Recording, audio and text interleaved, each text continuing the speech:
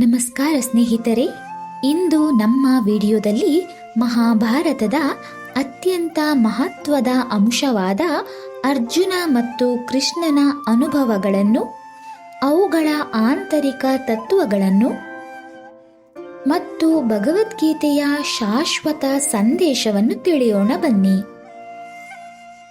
ಅರ್ಜುನನ ಜೀವನ ತತ್ವವನ್ನು ತೋರಿಸಲು ಆರಂಭದಲ್ಲಿ ಅವನ ಹಿನ್ನೆಲೆ, ವಂಶವೃಕ್ಷ ಮತ್ತು ಕೌಶಲ್ಯದ ಬಗ್ಗೆ ಹೇಳಬೇಕು. ಅರ್ಜುನ ಪಾಂಡವರ ಶ್ರೇಷ್ಠ ಧನುರ್ಧಾರಿ, ತನ್ನ ಧರ್ಮದ ಮಾರ್ಗದಲ್ಲಿ ನಡೆಯುತ್ತಿದ್ದ ಒಬ್ಬ ಯೋಧ. ಆದರೆ ಕುರುಕ್ಷೇತ್ರ ಯುದ್ಧದ ಮೊದಲು ಅವನ ಮನಸ್ಸಿನಲ್ಲಿ ತೀವ್ರ ಗೊಂದಲ ಮತ್ತು ತತ್ವ ಸಂಕಟ ಹುಟ್ಟಿತು.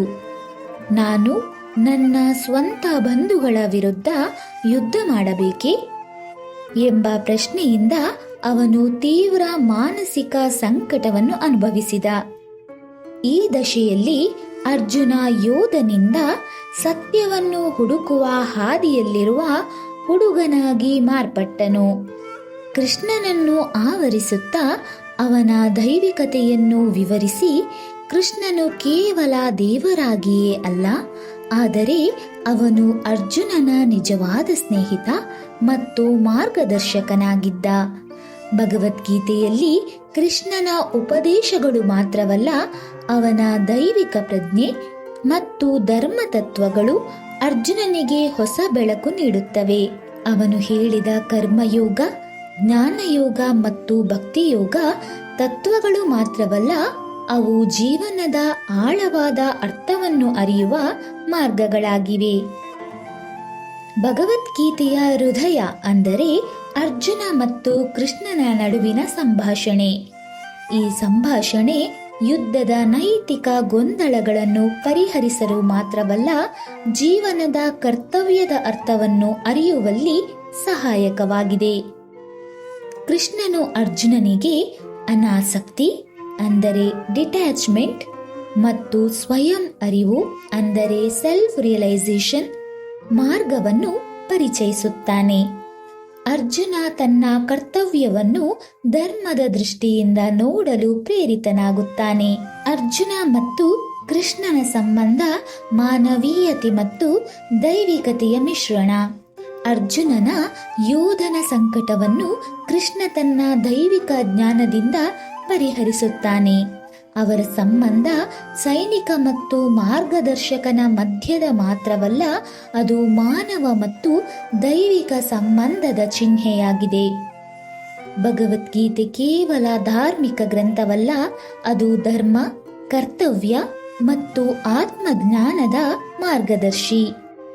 ಇದು ಹಿಂದೂ ಧರ್ಮದ ಮೇಲೆ ಮಾತ್ರವಲ್ಲ, ಜಗತ್ತಿನ ಅನೇಕರ ಮೇಲೆ ಪ್ರಭಾವ ಬೀರಿದೆ. ತಾಳ್ಮೆ, ಧರ್ಮದ ಪಾಠ ಮತ್ತು ಜೀವನದ ಗಾಢತೆಯ ಕಡೆಗೆ ಬೆಳಕು ತರುವ ಸಂದೇಶಗಳು ಇಂದಿಗೂ ಶಾಶ್ವತವಾಗಿದೆ. ಇದು ಕೇವಲ ಅರ್ಜುನ ಮತ್ತು ಕೃಷ್ಣನ ಕಥೆಯಲ್ಲ, ಇದು ನಮ್ಮ ಜೀವನಕ್ಕೂ ಅನ್ವಯಿಸುವ ಪಾಠಗಳನ್ನು ನೀಡುತ್ತದೆ.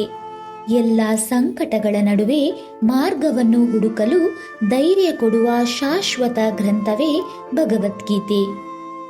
ಸ್ನೇಹಿತರೆ, ನಮ್ಮದೇ ಚಾನಲಲ್ಲಿ ಭಗವದ್ಗೀತೆಯ ಎಲ್ಲ ಅಧ್ಯಾಯಗಳು ಸರಳ ರೀತಿಯಲ್ಲಿ ಪ್ರಸಾರವಾಗುತ್ತಲಿದೆ. ನೀವೆಲ್ಲರೂ ಒಮ್ಮೆ ಬಂದು ಎಲ್ಲ ಅಧ್ಯಾಯವನ್ನು ನೋಡಿ, ಹಾಗೆ ಕೇಳಿ ಶೇರ್ ಮಾಡಿ.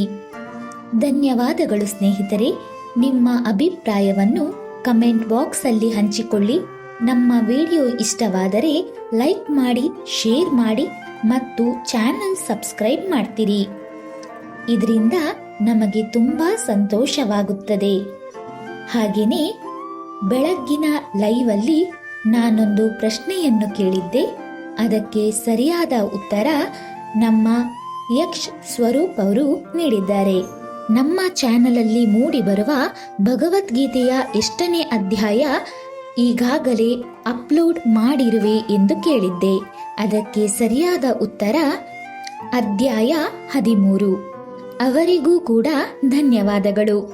ನಮ್ಮ ಮುಂದಿನ ವಿಡಿಯೋದಲ್ಲಿ ಮತ್ತೊಂದು ಅಪರೂಪದ ವಿಷಯದೊಂದಿಗೆ ನಿಮ್ಮನ್ನು ಭೇಟಿ ಮಾಡುತ್ತೇನೆ.